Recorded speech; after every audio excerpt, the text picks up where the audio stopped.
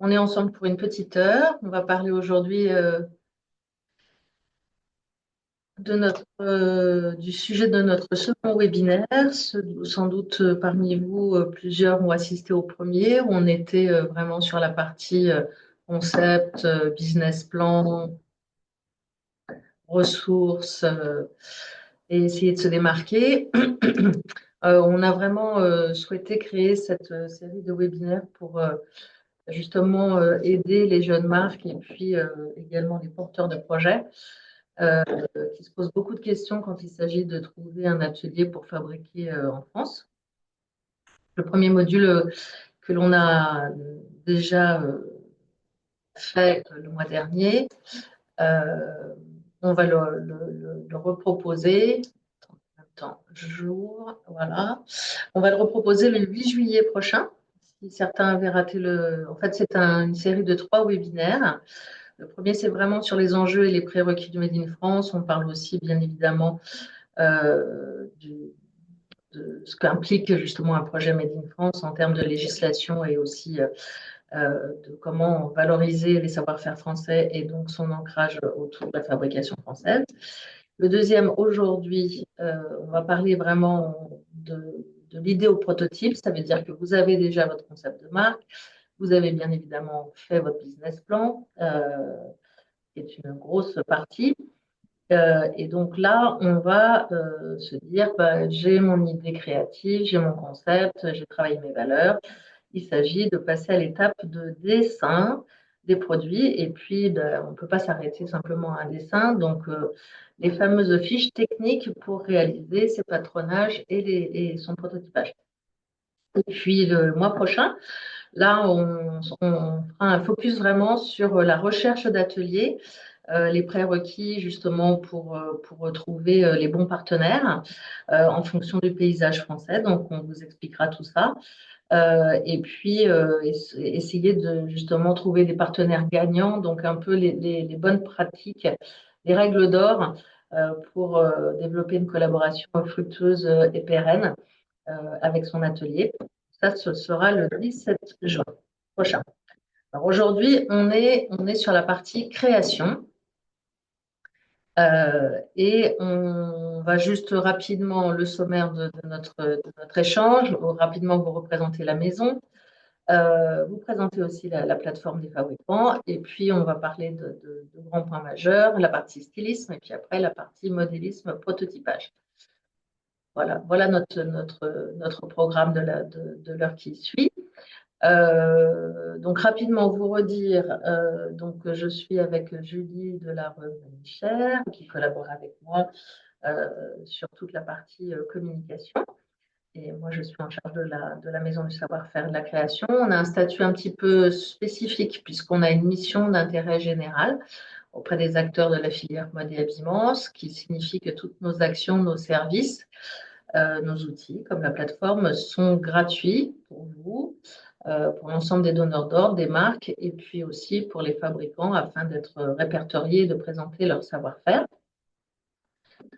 Quelques acronymes. On est affilié à une union qui s'appelle l'UFIM, l'Union française des industries mode et habillement, qui regroupe en son sein les fédérations comme la Fédération des prêt-à-porter féminin, masculin, mode enfantine, industries diverses comme la chapellerie.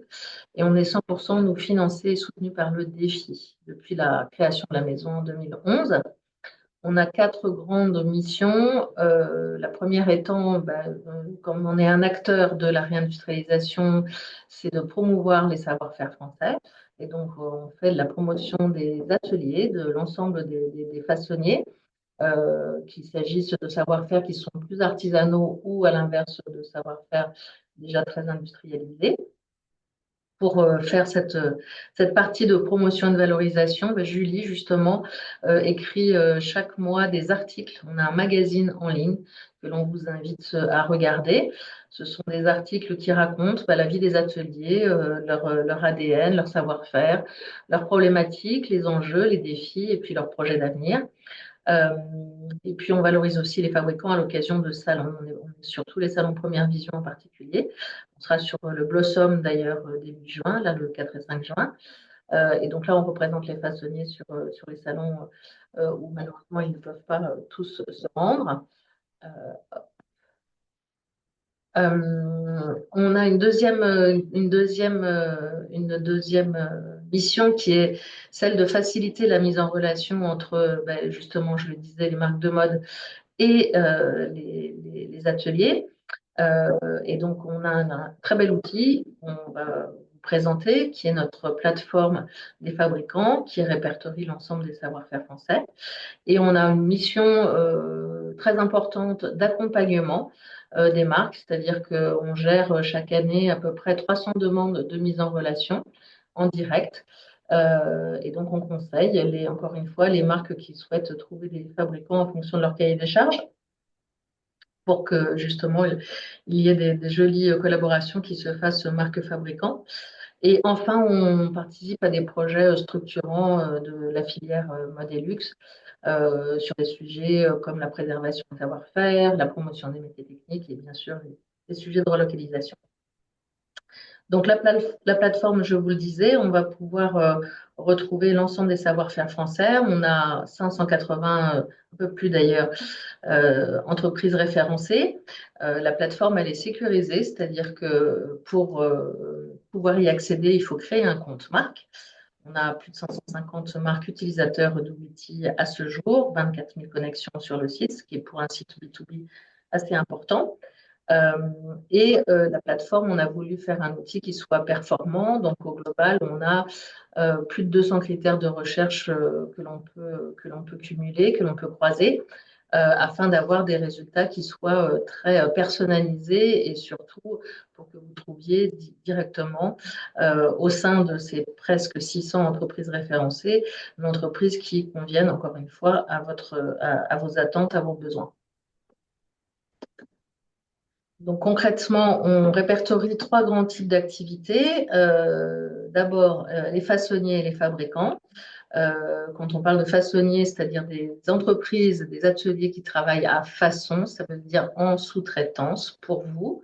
Ce ne sont pas eux qui dessinent, ce ne sont pas eux forcément qui achètent la matière, mais ils vont réaliser vos productions à partir de vos croquis. Et donc, ces façonniers, ce sont les façonniers, bien sûr, de vêtements, donc tout ce que l'on peut porter sur soi, mais aussi d'accessoires de mode et de linge de maison. Donc, bien sûr, tout prêt à porter, mais on va jusqu'à les accessoires type ceinture, chapellerie, ganterie et autres, et puis toute la partie décoration. En second, on va répertorier ce que l'on appelle les prestataires de services. Ce sont souvent aussi des ateliers pour toute la partie ennoblissement. L'ennoblissement en commençant par la teinture, les apprêts, mais ensuite, si vous cherchez un imprimeur, un brodeur, un plisseur, vous allez pouvoir trouver toutes ces ressources sur la plateforme. Et puis, il y a aussi la catégorie dans les prestataires, justement, des modélistes et des bureaux d'études. Et enfin, on va répertorier, pour ceux qui le souhaitent, ça n'est vraiment pas exhaustif puisqu'on est vraiment davantage focusé sur la confection, comme on est attaché aux fédérations d'habillement. On va répertorier des fournisseurs de matières et de composants qui souhaitent être présents sur la plateforme. Mais encore une fois, c'est un peu la cerise sur le gâteau. L'outil de recherche, donc multicritères, et il y a un critère en particulier qui est très important pour les jeunes marques et les jeunes créateurs, un critère que vous voyez en bas à droite qui s'appelle Bienvenue aux jeunes créateurs. Ce critère, on l'a pensé pour vous, puisqu'on sait que vous avez des contraintes de budget et aussi des contraintes de quantité. Donc, il existe, fort heureusement, des ateliers qui sont organisés, qui sont en capacité de répondre justement à des plus petites séries pour répondre à vos besoins. La seule contrainte pour accéder à la plateforme, je vous disais, elle est sécurisée et ça, c'est pour que les ateliers, on leur transmette des demandes qui soient qualifiées, donc professionnelles. Donc, il faut créer un compte marque et il faut déjà avoir un numéro de SIRET. C'est-à-dire, si vous en êtes au tout début, on ne peut pas vous accueillir sur la plateforme, en tous les cas, accepter l'ouverture de compte puisque ça bloque le système. Et c'est ce qui nous permet de différencier quelqu'un qui est dans la profession, qui a un vrai projet de production et de collection de votre voisin ou ma voisine qui pourrait s'intéresser à l'outil mais qui n'est pas du secteur. Donc voilà, ce n'est pas une punition, c'est juste pour, encore une fois, garder cet outil de manière très professionnelle. Alors après cette petite présentation introductive, on va parler ce matin des grandes étapes clés pour justement que vos créations puissent prendre vie avec trois grandes phases. On va en voir deux aujourd'hui. Bien sûr, la partie stylisme, c'est-à-dire pouvoir réaliser ses croquis de style à partir de ses idées. Alors, pour ceux qui ont des talents créatifs, vous pouvez les faire sans doute par vous-même, mais nous, on a quand même régulièrement des marques qui nous sollicitent en disant bah, j'ai le concept de ma marque, mais moi, j'ai vraiment besoin de stylistes pour donner vie à mes créations. Et dans la partie stylisme, il y a aussi bien sûr la partie ressources matières. On va voir ça en détail. En transition, quand on a fait cette étape-là de stylisme, il faut être en capacité de produire des fiches techniques. Ça, on va aussi détailler toute cette phase-là pour ensuite enchaîner sur la partie modélisme et le prototypage avec le patronage, le prototypage, la gradation. Et quand cette belle phase de création, de mise au point produit est terminée, on doit aller vers l'atelier avec un dossier technique, toute sa normalisation pour aborder la production. N'hésitez pas à utiliser le chat pour poser des questions et puis on aura un moment d'échange après la présentation. On va se faire le timekeeper pour vous laisser de temps, pour avoir du temps pour échanger. Donc la partie stylisme. L'objectif, c'est vraiment comme je disais, de définir l'ADN esthétique et le cadre style de vos pièces pour qu'elles puissent se démarquer de toute l'offre qui existe déjà. Quand on dit le style, c'est aussi bien évidemment les matières, ça va être son niveau de finition et puis bien sûr sa gamme couleur. Donc c'est une étape très très importante. On pense que les ateliers peuvent faire cette partie-là. On va voir qu'il y a des ressources, mais en général, ce ne sont pas les ateliers de confection qui font cette partie-là. Et puis c'est vrai que si c'est votre concept, en général, on a à minima une idée assez arrêtée de ce qu'on voudrait faire. Donc, comment est-ce qu'on s'y prend sur la partie stylisme, en étant accompagné ou en le faisant tout seul? C'est d'abord d'être sur toute la partie veille tendance, que ça soit sur les salons, que ça soit sur les réseaux, que ça soit en étant accompagné justement par des stylistes qui eux-mêmes ont une démarche analyse de tendance, analyse prospective. Donc souvent, ça se concrétise sous forme de mood board, hein, où on va donner des intentions à sa collection, à ses orientations. Alors, une question tout de suite, allez-vous nous faire parvenir les slides de ce webinaire? La réponse est oui. Donc la partie recherche de tendance et ensuite, ce qui est très très important, c'est tout le travail du plan de collection. Un plan de collection, c'est capital puisque ça va vous permettre de veiller à la cohérence de votre collection. Et souvent, nous, on a des jeunes marques ou des porteurs de projets qui me disent, voilà, j'ai 15 pièces ou j'ai 20 pièces, c'est trop tôt pour démarrer. Parce que déjà, c'est un investissement colossal financier pour faire derrière toutes ces mises au point de produits. Vous n'avez pas la chance sur l'ensemble de ces pièces, vous ne savez pas justement quels vont être les best-sellers et qu'est-ce qui ne va pas marcher. Donc, c'est bien de commencer, on va dire, avec un plan de collection assez réduit, mais par contre, de bien tout de suite penser, en fonction de son concept, à faire du silhouetting. Donc, combien j'ai de hauts on sait qu'il y a plus de hauts que de bas. Donc, quel est l'équilibrage? Si je fais une collection au printemps-été, de commencer pour les hauts avec des manches jusqu'au plein été avec des hauts sans manches, par exemple, pour jouer sur la saisonnalité. La même chose pour les bas. Est-ce que je prévois un pantalon pour le début de saison? Est-ce qu'il y aura une jupe? Est-ce que j'irai jusqu'au short? Si mon concept, c'est d'être transversal, après, il y a des concepts qui sont vraiment, entre guillemets, monoproduits, ou si je fais un concept, n'importe quoi autour du yoga, c'est vrai que la gamme de produits, elle est plus resserrée sur des produits liés à une pratique. Mais en tous les cas, de poser quand on a son idée, ses idées de pièces, de les poser dans un plan de collection, c'est le dessin que vous voyez sur le haut de la partie droite de l'écran. Ça permet justement de voir son équilibre d'offres. Et si on va bien pouvoir, y compris dans ses photos, dans sa présentation, pouvoir valoriser des silhouettes ou en tous les cas, l'idée c'est de faire pouvoir acheter, de faire acheter plusieurs produits. Donc, de vraiment travailler cet équilibre d'offres au sein du plan de collection et vraiment de la cohérence, qu'il n'y ait pas de redondance non plus, quoi, qu'on ne dise pas, bah, mince, j'ai fait 3 pulls, c'est peut-être pas, il y en a peut-être un de trop, etc., etc. Donc, ça veut dire très, très vite, il faut être en capacité de dessiner. On va voir quelles sont les ressources, mais c'est un outil très, très visuel, le plan de collection, qui derrière va vous driver aussi, va être un document support qui va vous aider justement pour suivre toute la mise au point. Et puis, ça, on va vous demander aussi de travailler sur votre recherche matière. Je le disais, il y a très peu d'ateliers qui proposent ces services-là. Donc, c'est à ce stade un façonnier, encore une fois, vous venez normalement avec votre dossier technique, vos matières, vos finitions, vos étiquettes de compo, etc., etc. Il ne va pas faire l'achat matière pour vous. Donc, c'est à vous de sourcer vos matières. Il y a plusieurs solutions et plusieurs ressources. Bien sûr, les grands salons, qu'ils soient parisiens ou européens. Ici, on vous a remis les dates des prochains salons interfilières, donc qui représentent toute la filière amont de la partie en particulier matière délicate, broderie, dentelle, mais pas que, puisque le salon s'ouvre aussi à d'autres types de matières.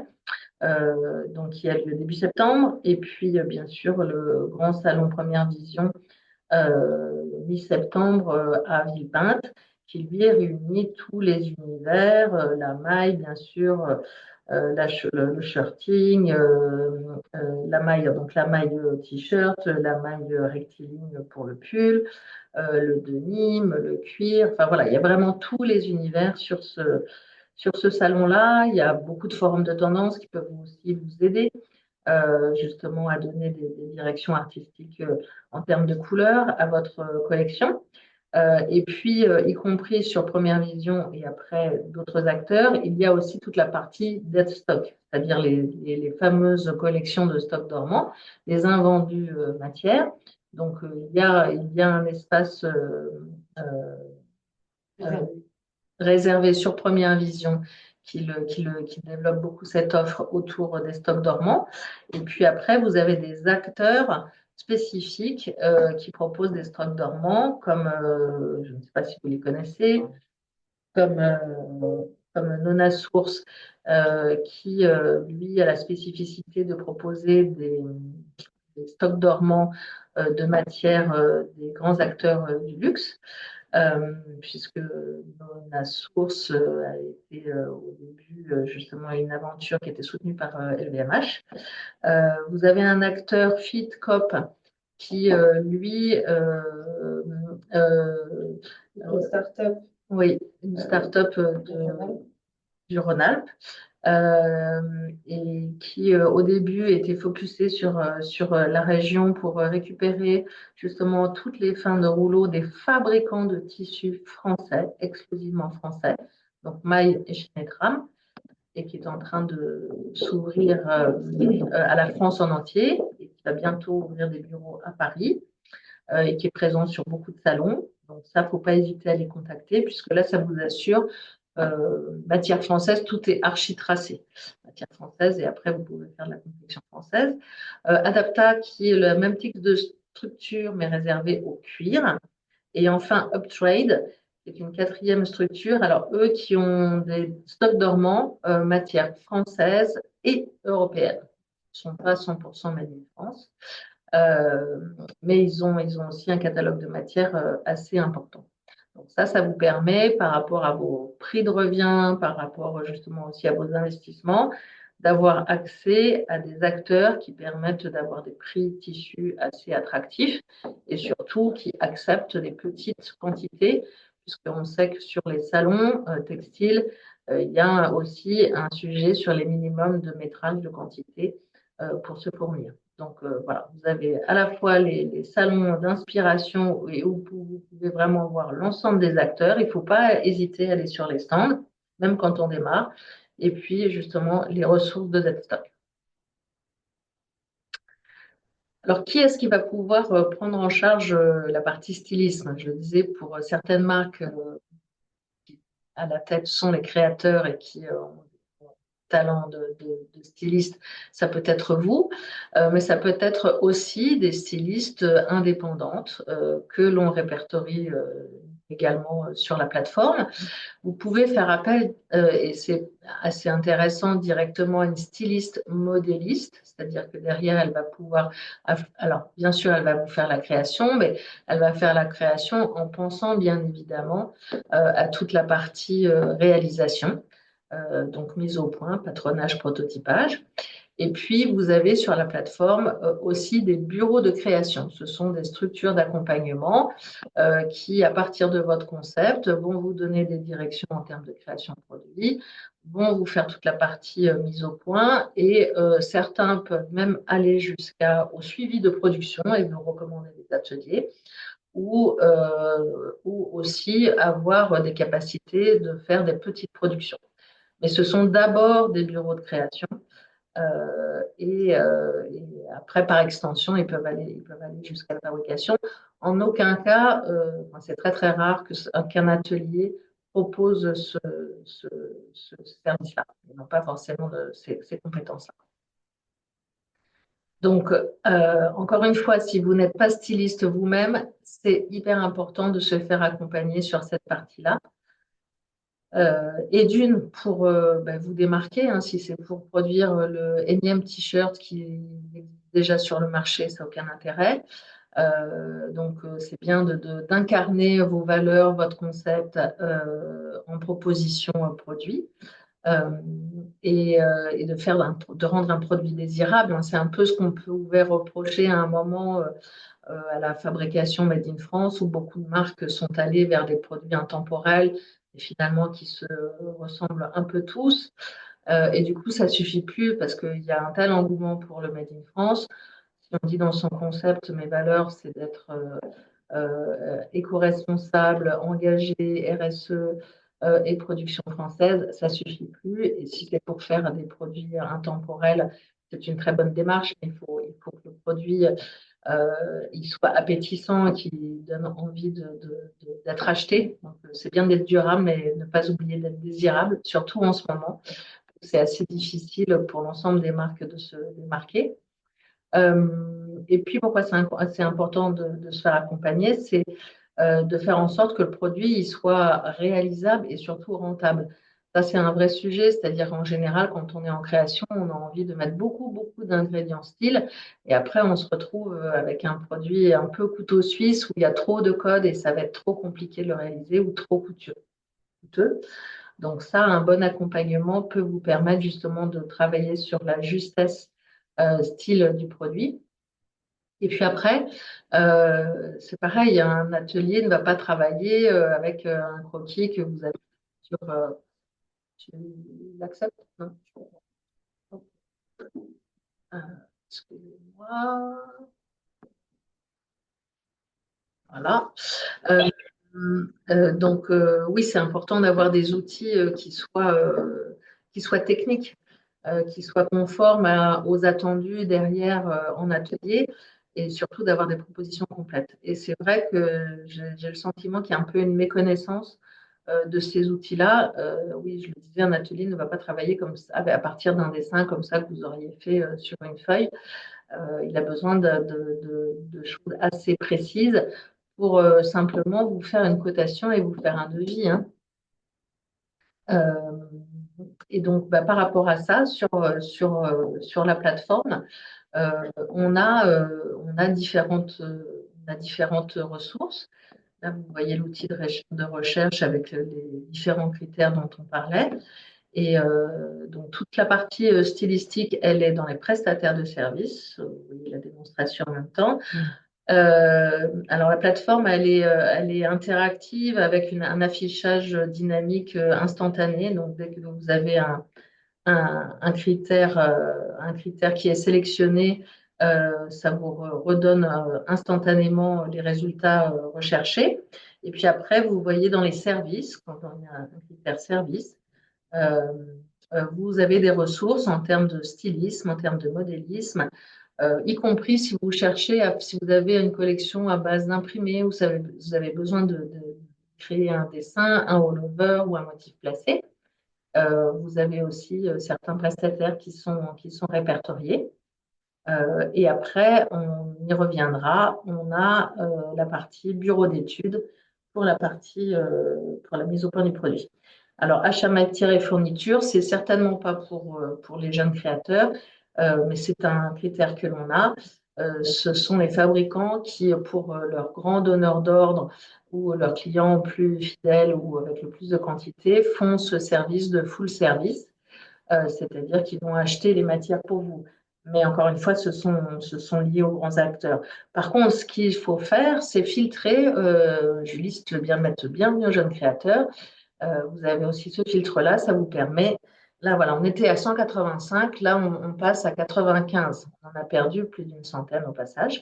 Et là, du coup, vous avez vraiment les ateliers en capacité de répondre à des besoins précis de jeunes créateurs. Voilà. Voilà pour la partie création.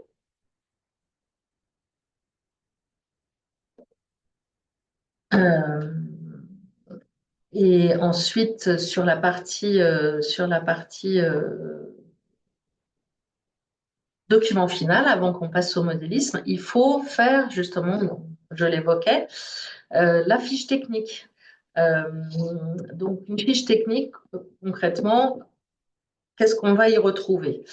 Et surtout, à quoi ça sert? Encore une fois, ça va éviter de perdre du temps, puisque si vous avez votre fiche qui est bien réalisée, derrière, pour la mise au point du produit, bah, c'est déjà beaucoup d'informations qui vont être retracées, et donc ça évite des allers-retours, ça évite des erreurs, et derrière, ça va éviter des soucis de mise au point en termes de patronage ou de prototypage. Ça va aussi garantir ben, votre ADN style. Hein, si vous avez un concept de vêtements très très fité et qu'à l'inverse, c'est pas précis sur les fiches techniques et qu'on voit des vêtements loose, ben, forcément, ça sera à côté de la plaque.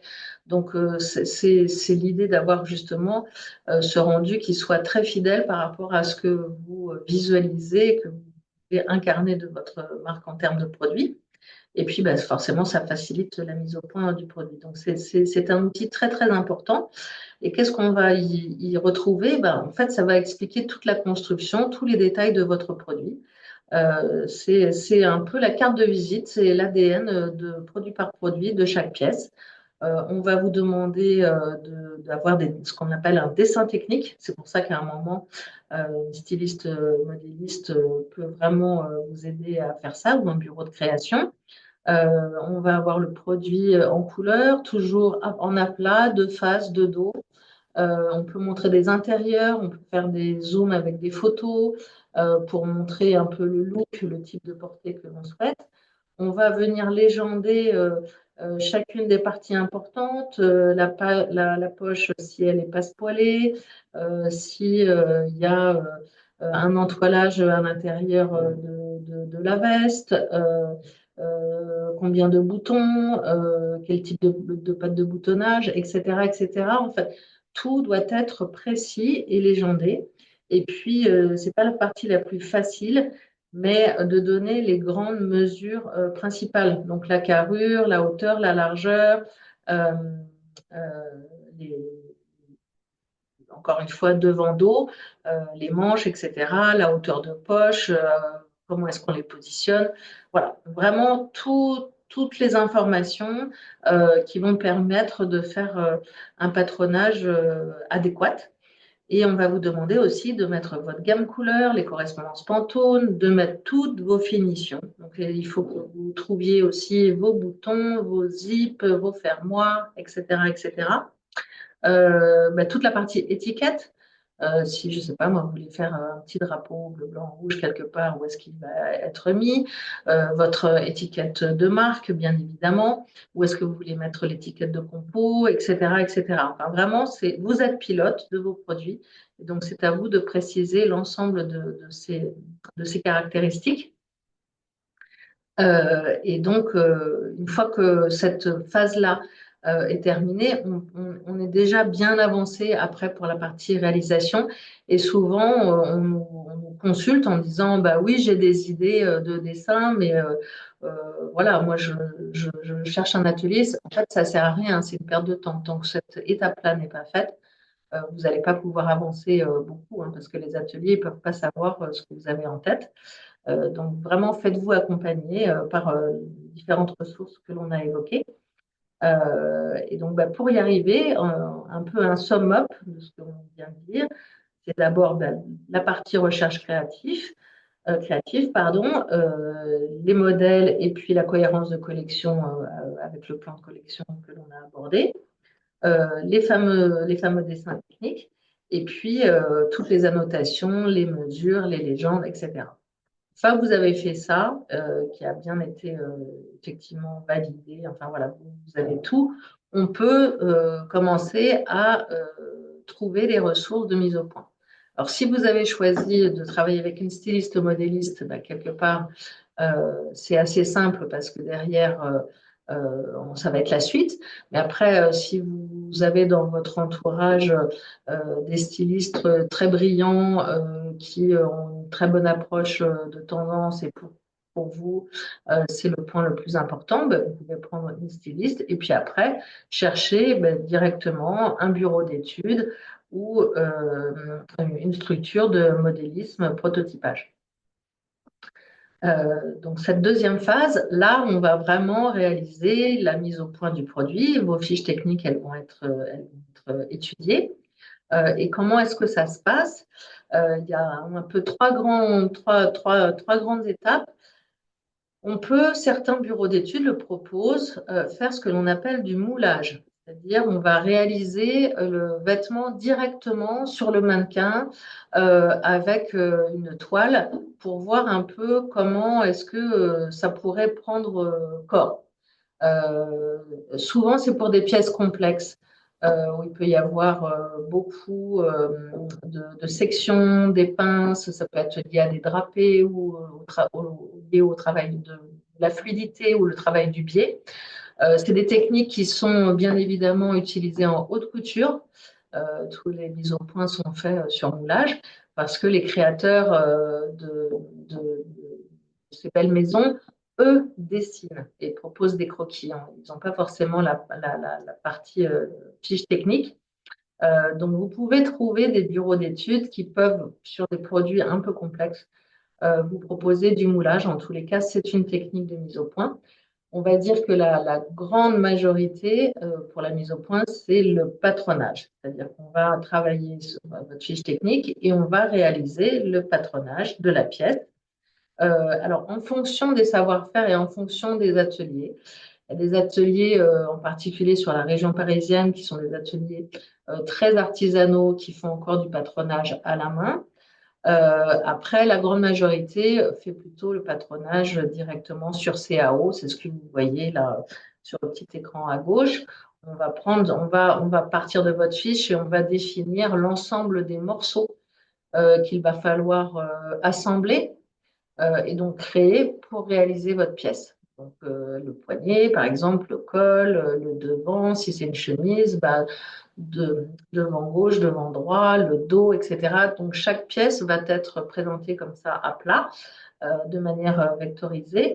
Et ça va permettre justement de mettre au point l'ensemble de ces pièces en fonction des indications que vous aurez données sur bah, la hauteur, le type de tombée, etc., tout ce que vous souhaitiez. Euh, une fois que le patronage est fait, on va pouvoir passer au prototypage. Alors, certaines unités font modélisme prototypage. Les bureaux d'études, souvent, sont spécialisés avec une équipe de modélisme et une équipe de prototypage parce que ça demande aussi des expertises spécifiques. Et là, on va monter les premiers protos. Alors, ça peut être, par exemple, c'est juste pour le placement d'une poche ou pour valider la forme d'un col. On peut faire ce que l'on appelle une demi-toile, donc qu'un côté du vêtement. Mais en général, c'est une toile entière. Alors, pour éviter de gâcher de la matière et votre matière chérie que vous avez achetée, on fait en général les premiers poteaux sur ce qu'on appelle des toiles. Encore une fois, ça permet de, s'il faut faire plusieurs prototypes, de ne pas gâcher la matière. Et une fois que le prototype est réalisé, donc c'est vrai que il peut y avoir une première toile, derrière vous allez venir voir, il peut y avoir un premier essayage, bien sûr des corrections, un deuxième prototype, donc ça peut être premier proto, deuxième proto et puis proto final. Ça dépend encore une fois de la complexité. On peut aussi faire, et on va le détailler, ce que l'on appelle du prototypage virtuel sur Avatar, qui a pas mal d'intérêt. Euh, et une fois qu'encore une fois le proto est mis au point, là, on va faire le proto final dans la matière choisie, qui va permettre d'avoir une tête de série. Enfin, c'est son proto ultime, c'est le guide qui va être transmis, qui va être donné en atelier. Et on accompagne tout ça de. Maintenant, il faut réaliser une fiche technique. Alors, on va prendre votre question après. Oui, tout ça s'accompagne d'une étape qui s'appelle la gradation, c'est-à-dire que votre prototype, vous allez définir dans quelle taille vous voulez le mettre au point. Est-ce que mon proto, je le fais en taille 38? Est-ce que je le fais en taille 40? Encore une fois, ça, c'est par rapport à votre concept et à votre cible. Et puis, après, la gradation va permettre de donner les déclinaisons de tous les morceaux qui permettent l'assemblage de votre produit en différentes tailles, donc les tailles inférieures comme les tailles supérieures. Si vous faites vos protos en taille 40, mais que votre grille de taille, c'est je vais du 34 au 44, et ben, la gradation, donc c'est le petit croquis que vous voyez en haut à droite, c'est la même pièce qui va être gradée, donc de combien de centimètres je l'augmente en fonction des tailles supérieures ou de combien je la diminue pour les tailles inférieures. Et cette partie-là, elle doit aller jusque-là. Un proto, c'est pas simplement faire une taille, c'est faire toute la mise au point pour l'ensemble des tailles. J'ai oublié de préciser sur le patronage, quel est le rendu, comment est-ce que ça se passe. Il y a différents, en fonction des ateliers et des prestataires, il y a différentes formes. Vous pouvez avoir un patronage papier. On peut avoir des patronages carton. Ça, en général, c'est plutôt dans pour les ateliers, par exemple, qui travaillent sur du cuir. Il faut des grosses épaisseurs pour après pouvoir couper les peaux avec ces gabarits. Ça peut être aussi des ateliers qui travaillent encore comme ça. Historiquement, on travaillait comme ça à la main. Après, de plus en plus, ce sont des fichiers digitaux, une partie de digitalisation. Et donc, on va après pouvoir les imprimer sur calque ou sur papier. Voilà, donc différentes possibilités de restitution de son patronage. Et donc, on le disait, le prototypage virtuel, et je vois qu'on a les équipes de l'IFTH qui sont parmi nous. Le prototypage virtuel, en fait, ça va permettre de concevoir directement le produit en 3D à partir de votre dessin technique et de vos mesures, puisque on va dire la base, c'est de créer ce que l'on appelle un mannequin virtuel, un avatar avec les mensurations de la personne cible que vous souhaitez habiller. Une fois, genre, je vais assez vite, hein, je ne vais pas faire tous les détails. Une fois que cet avatar est mis au point, on va pouvoir, par exemple, scanner des matières pour voir le rendu de la matière sur le produit. Et puis, bien sûr, mettre au point le patronage, donc le vêtement, et l'incarner sur ce mannequin virtuel, le faire bouger pour voir justement la fluidité, comment ça va tomber.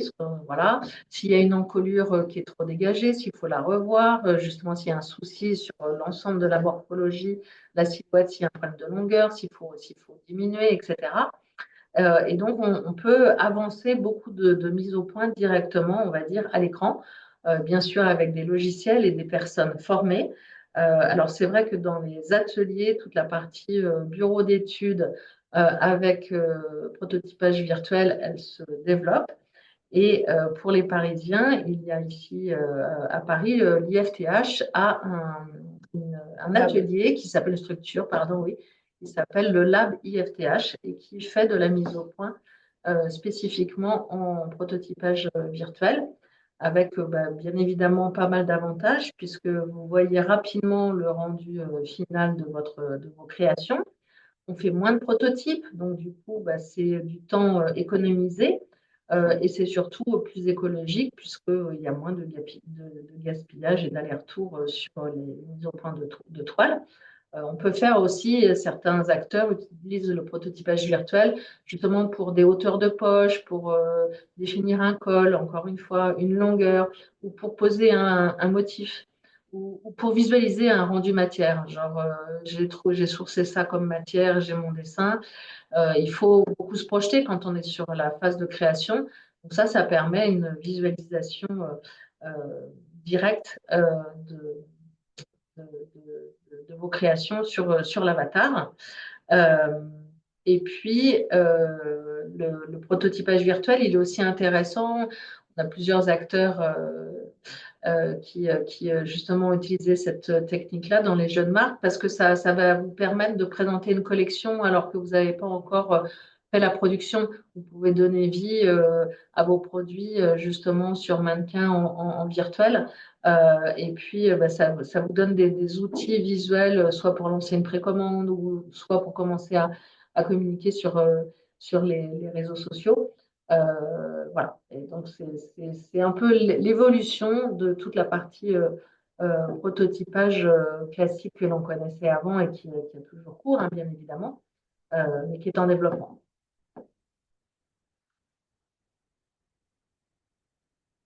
Alors, une fois qu'on a fait ça, on arrive à quasiment être prêt pour passer en production. Et donc, après la fiche technique, là, il s'agit de faire le dossier technique. Là, c'est le document le plus complet qui va reprendre toutes les indications et les informations pour le fabricant. Là, on est très technique, hein, puisque c'est derrière comment récupérer, enfin, comment traduire toute la partie mise au point du produit en langage industriel.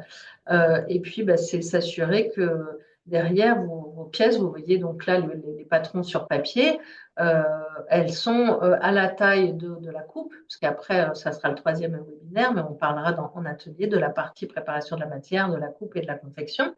Donc, on va retrouver chaque partie de vos pièces de patronage avec derrière, typiquement, par exemple, les sections de montage.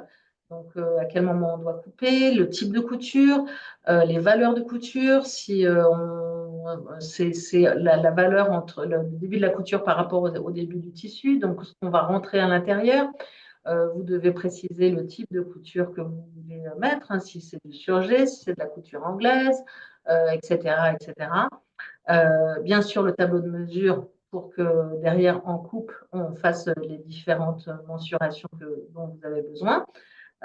Donc, toute la partie grille de taille, gradation qu'on a évoquée.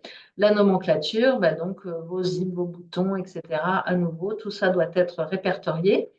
Et vous devez avoir dans ce dossier technique, parce que ça, à la fin de la mise au point, on est censé avoir un calcul d'emploi matière, puisqu'on va faire une imposition. La mise au point en CAO, ça sert aussi à ça, puisque derrière, après, ça va être coupé.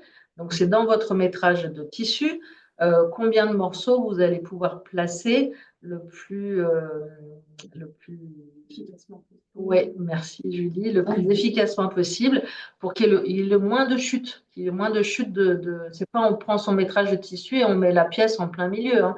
C'est un puzzle, c'est un Tetris. Euh, c'est comment imposer les différents morceaux de patronage pour qu'il y ait de moins matière gâchée quand on va passer à la coupe dans l'atelier. Donc voilà, donc ça, c'est vraiment le point final de toute la mise au point, c'est d'avoir ce dossier technique avec tout le contenu que l'on vient de voir. Et donc, ça permet, encore une fois, de gagner du temps, d'éviter les erreurs en production après. Parce que si votre dossier n'est pas bien fait, s'il y a des sections qui sont mal montées, etc., ça va se retrouver sur le produit. Donc, c'est capital de bien réussir cette étape-là. Et puis derrière, ça vous donne derrière encore une fois, votre ADN de produit de manière très en langage industriel pour la confection. C'est aussi des outils importants pour être professionnel vis-à-vis des ateliers. C'est-à-dire, votre dossier, il est clair, il est exhaustif, il y a tous les éléments que l'on vient d'aborder qui sont proposés. Donc, derrière, ça peut gagner du temps. C'est sûr qu'un dossier qui est mal fait, mal monté, l'atelier, il va se dire, oh là là, mais en fait, j'ai concrètement la mise au point à refaire, ça n'a pas été bien fait, etc. Donc, plus vous êtes professionnel et plus votre dossier voilà, est bien mis au point. Après, c'est aussi des raisons pour lesquelles ça se passe bien en atelier ou ça se passe moins bien. Et puis, c'est aussi pour l'atelier montrer que ouais, vous connaissez votre sujet, quoi. Donc, voilà,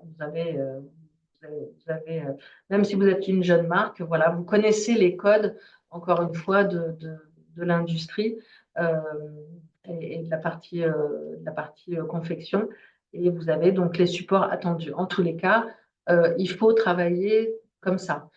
Moi, j'entends souvent des jeunes marques qui disent, mais en fait, je galère trop, j'y arrive pas, etc. Oui, mais en fait, c'est parce qu'il y a une méconnaissance des pratiques. Et il ne faut pas oublier que même quand on dit, je cherche un atelier ou un fabricant, on a l'impression que c'est très artisanal, etc. En fait, non, c'est très précis, hein. C'est beaucoup de mathématiques, le modélisme, et donc il faut mettre au point les pièces, et il faut le faire bien. Et derrière, ça va vous permettre aussi, si la mise au point est bien faite, d'anticiper toutes les contraintes de fabrication, toutes les contraintes. Encore une fois, si c'est pas précis, l'atelier, vous allez avoir plein d'allers-retours en disant, mais ça, tu veux qu'on monte comment, etc., etc. Donc, c'est très chronophage. Et, donc, du coup, c'est pas efficace, c'est pas efficient. Donc, ces grandes étapes, et c'est vrai que souvent, nous, on nous interroge en disant, bonjour, je lance ma marque, j'ai des idées de dessin, je cherche un atelier. J'ai envie de dire, ça ne sert à rien. Ça ne sert à rien de chercher un atelier si on n'a pas déjà tout ça. Parce que l'atelier, il ne va pas vous prendre au sérieux si vous n'avez pas fait toute votre mise au point produit. Il ne va pas le faire à votre place. Et donc, lui, il est là pour produire. Donc, il attend d'avoir un dossier qui soit béton pour derrière l'étudier avec vous. Alors, peut-être qu'il va vous proposer des aménagements, des simplifications, encore une fois, par rapport au prix. Donc, il faut être en capacité d'écoute. Mais lui, il a besoin de ce type de support, encore une fois, pour vous faire la cotation et puis après, pour pouvoir étudier votre produit et après vous dire s'il est en capacité de le produire ou pas, parce qu'après, c'est aussi lié au savoir-faire. Donc, qui peut vous aider dans cette étape-là? Bien sûr, des modélistes, bien sûr, des bureaux d'études. Alors, il y a en France ce que l'on appelle des bureaux d'études indépendants qui ne font que ça, qui font que de la mise au point, patronage, prototypage, gradation, dossier technique. Et puis après, vous avez aussi des ateliers qui disposent de cette partie bureau d'études. Donc, encore une fois, l'atelier ne va jamais vous faire la création, mais si vous avez déjà vos fiches techniques, ça, vous le trouverez aussi sur la plateforme. Un atelier il peut avoir un bureau d'études internalisé et donc vous faire directement la mise au point des produits et derrière ensuite faire votre production. Et si vous souhaitez utiliser encore une fois la partie prototypage virtuel, il y a aussi des structures, on parlait du lab de l'IFTH à Paris, et puis aussi certains bureaux d'études ou des ateliers qui disposent d'un bureau d'études qui travaillent aussi en prototypage virtuel. Je voulais nous faire un petit tour sur la plateforme, Julie. On va regarder justement comment ça se déroule pour ceux qui peuvent accéder à la plateforme. Donc là, on va aller dans les bureaux d'études et vous voyez, donc on en a 63 avec certains, on disait, qui peuvent faire du moulage, du patronage, le prototype, la gradation, les dossiers techniques. Voilà, vous avez tout ça. Et puis après, vous pouvez aussi choisir par cible, hein, puisque je vais y arriver, les critères sont cumulables. Donc, vous pouvez dire, là, on est bureau d'études, mais tout en bas, il y a un onglet qui s'appelle cible. Vous pouvez dire, je cherche moi, c'est pour faire de la femme. Donc, tant qu'à faire, je vais tout de suite chercher le bureau d'études qui fait de la femme, etc.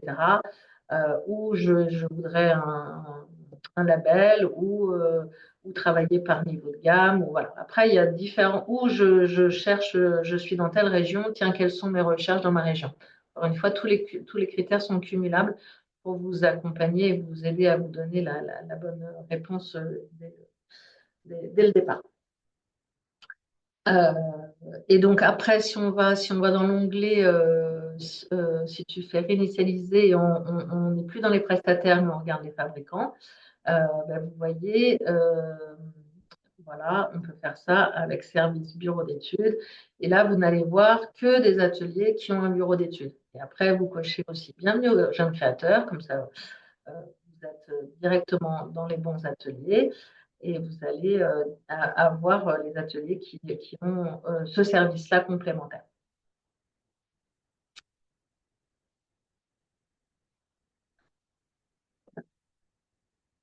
Voilà. Alors, on est là. Alors, ça, on va peut-être y revenir après parce que il est 12h24. Donc, le prochain module sur la production, ça sera le 17. Et on reprendra le cycle à partir du premier module le 8 juillet. Et on va peut-être faire un point justement sur les questions que vous nous auriez posées dans le chat ou si vous voulez allumer vos micros et nous les poser en direct. Je veux bien que tu me dises quelles ont été les questions, si tu les vois.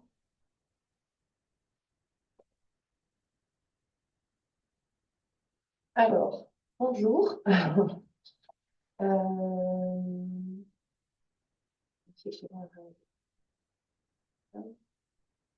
Alors, les questions de coût d'une fiche technique ou d'un dossier technique, d'une prestation, en fait, j'imagine la question plus globale. Alors, tout ça, c'est sur devis. C'est un peu comme ça coûte combien de fabriquer un vêtement.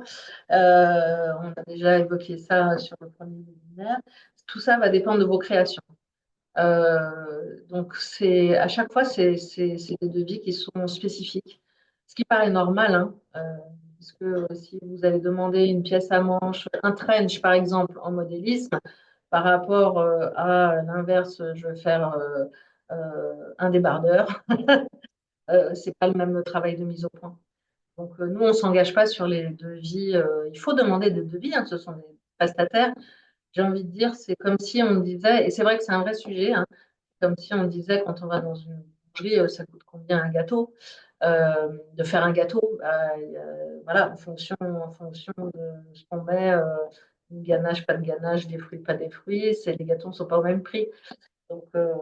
Donc c'est à vous d'avoir justement votre dossier, votre fiche technique, et puis après de faire des devis et de demander des cotations, et de faire votre analyse. En tous les cas, en fonction des prestataires avec lesquels vous allez travailler, il faut effectivement les rencontrer.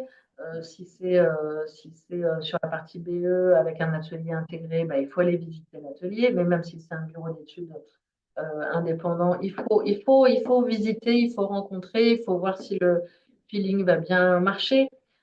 Quand on travaille avec des modélistes indépendantes, bon, là, encore plus simple parce que effectivement, c'est une rencontre comme ça. Mais prenez des références, etc. Euh, voilà, il faut pas, c'est pas juste, tiens, j'envoie mes fichiers à quelqu'un, puis on va voir ce qu'elle me propose, quoi. Tout ça, ça vous engage après sur la partie production. Donc, l'humain est hyper important. Construire une relation, c'est hyper important. C'est pas je vais chez le coiffeur, c'est j'achète une prestation, une coupe, c'est 15 euros, et puis, point barre. Pas ça. Une autre question, donc, c'est si je possède... Par contre, excuse-moi, Oui, ce qu'on peut quand même dire, parce que ceux qui ont assisté au premier webinaire, on a parlé de son target prix, son target prix vente public.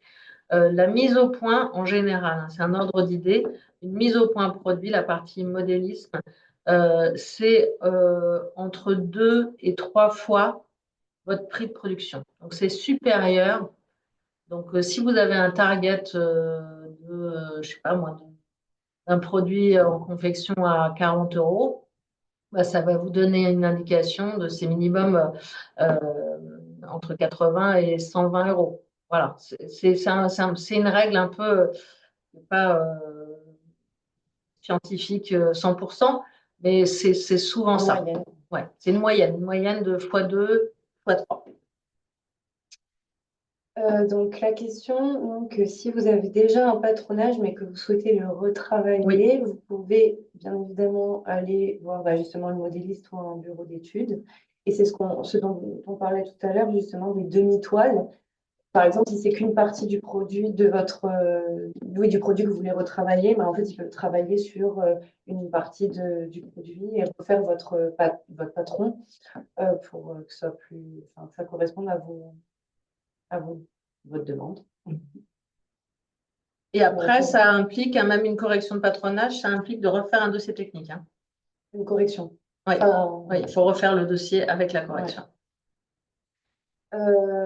Les coordonnées du lab, alors donc c'est le lab IFTH et donc vous pouvez aller directement sur leur site internet ou également regarder l'article que nous avons fait car nous avons eu la chance d'aller dans le lab IFTH et de découvrir un petit peu l'ensemble de leurs prestations. Ils sont à la caserne. Pour les Parisiens, ils sont à la caserne. Leurs bureaux sont à la caserne dans le 9e.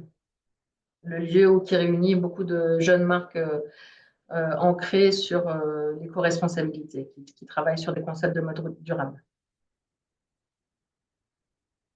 Dans la phase de prototypage et de développement du produit, doit-on signer un accord de confidentialité? Alors ça, c'est à vous de, de décider et de voir avec les pratiques de l'atelier. Certains bureaux d'études disent bah, on fait les plus belles marques, etc. Et travaille en toute transparence et on n'en a pas besoin. Donc certains vont vous dire bah, nous, on ne fonctionne pas comme ça. Et après, si pour vous c'est important, oui, vous pouvez faire signer un contrat de confidentialité qui précise que effectivement, à la fin de la mise au point, tout vous est bien restitué. C'est vous qui avez vos patronages, vos gradations, etc., etc. Et que vous êtes voilà. Vous pouvez écrire un document, vous faire accompagner pour dire le patronage, la mise au point, j'en suis 100% propriétaire. Je ne veux pas que mon patronage serve à quelqu'un d'autre, ce qui paraît tout à fait normal. Donc, vous pouvez mettre tout ça par écrit. C'est un point qu'on n'a pas poussé. Je ne sais pas qui a fait cette remarque-là, mais elle est très, très pertinente. Et donc, oui, si vous avez quelque chose de. Après, encore une fois, si c'est une carcasse d'un produit, une chemise, et que c'est quelque part plus le décor, la matière, les finitions qui jouent, mais pas tellement la carcasse, bon, ça n'a pas trop d'intérêt. Mais s'il y a un vrai travail de mise au point, un concept autour de la forme, ouais, ça peut être intéressant de demander ça. Enfin, en tous les cas, vous êtes en droit de le demander. Et surtout de bien veiller à ce que voilà, votre création, elle soit 100% utilisable par vous et uniquement vous. Voilà. Les personnes qui travaillent pour vous doivent tout vous restituer et vous en avez l'entière propriété. conseillez-vous de passer par le bureau d'études de l'atelier si celui-ci en a un? Encore une fois, ça dépend de votre. Chaque solution a des avantages et des intérêts. De travailler par un bureau de modélisme, prototypage ou un bureau d'études. Si derrière, vous n'avez pas tout de suite une production à lancer, mais que c'est pour tester le marché, c'est pour faire de la précommande, c'est pour faire une campagne crowdfunding, vous avez quelque part juste besoin voilà, d'une mise au point et vous allez voir comment tout ça prend forme et vous lancerez votre production dans un deuxième temps, ben, il faut travailler avec des structures soit indépendantes, soit bureaux d'études. Si vous êtes sûr de vous et que vous voulez faire la mise au point et tout de suite produire, bah, c'est effectivement intéressant de travailler avec un atelier en direct parce qu'il va bien sûr, lui, penser toute la mise au point avec son outil de production. C'est vrai que quand on. Mais encore une fois, ça dépend de vous, ce que vous allez, à quel stade vous voulez avancer. Il y a plein de marques qui disent j'ai fait toute ma mise au point. Il s'est passé quelques temps parce que derrière, ils voulaient faire une opération de financement. Et c'est une fois qu'ils ont leur précommande qu'ils lancent la prod. Bien sûr, entre-temps, ils ont démarché, ils ont trouvé un fabricant. Mais le fabricant, il ne va pas vous faire juste la mise au point et puis après se tourner les pouces et attendre que vous reveniez vers lui si c'est dans 3 mois ou dans 4 mois. Donc, c'est vous en fonction de votre calendrier de lancement.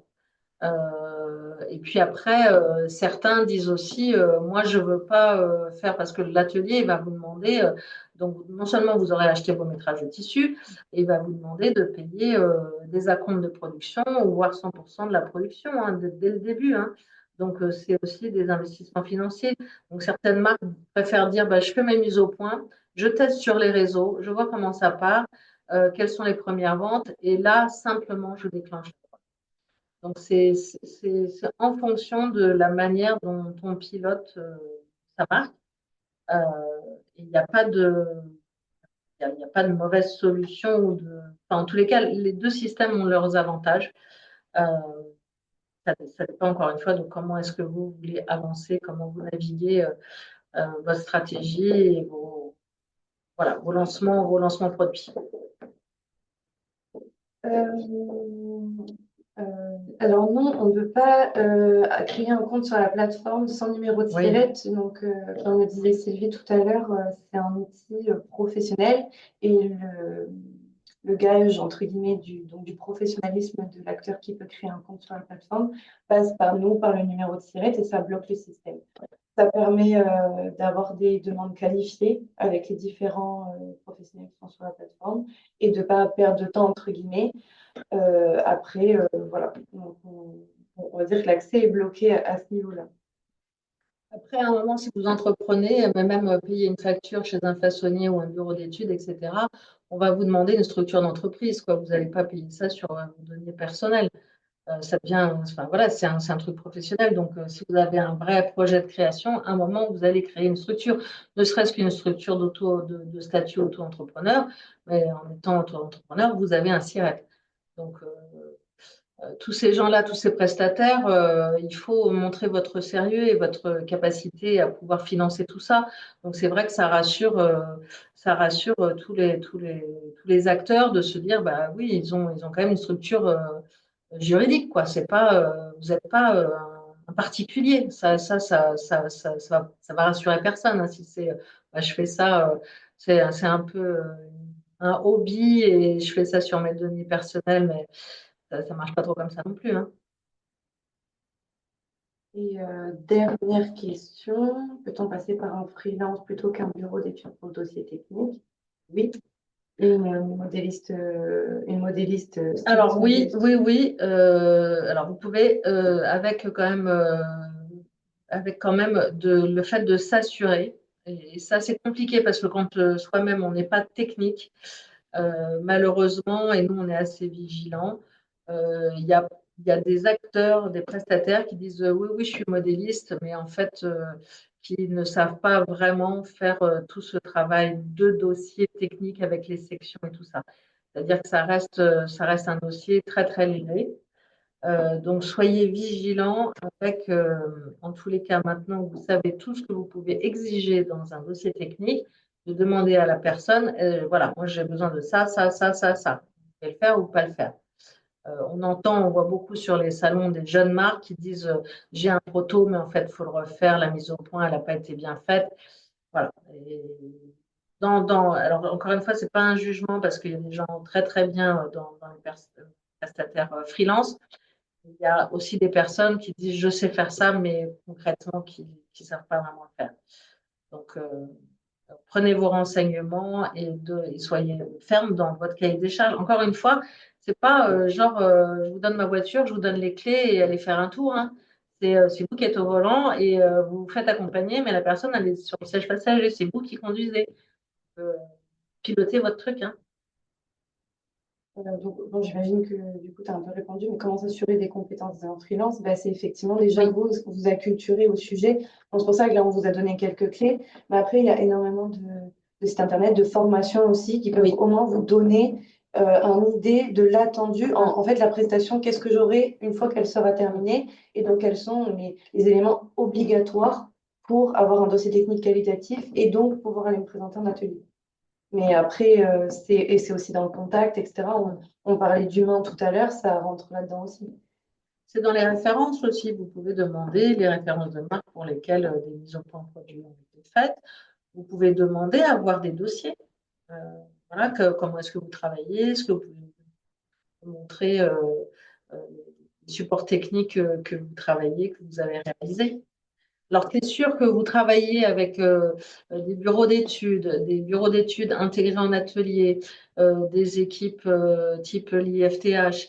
Tout ça, c'est archi pro. Donc, vous prenez zéro risque. Il y a effectivement sur la population modéliste freelance une vigilance à avoir. Encore une fois, il ne faut pas mettre non plus tout le monde dans le même panier. Très bonne modéliste qui travaille en free. Voilà. C'est un conseil qu'on peut vous donner, mais après, c'est à vous, encore une fois, de juger, de vous faire votre avis et puis, encore une fois, de prendre des renseignements. Voilà. Des recommandations de formation. Justement, il y a des formations de piège aussi. Vous pouvez, oui, il y a des formations qui existent pour s'acculturer à tout l'univers du textile. Donc, découvrir par exemple la filière chaîne et trame, découvrir la maille, comprendre les matières, leurs propriétés. Donc, c'est jamais du temps de perdu de voir à un moment si vraiment vous ne connaissez pas du tout la filière textile, de pouvoir se renseigner pour faire un peu comme ça des journées, des journées en immersion, formation technique. Merci de votre attention et à très bientôt.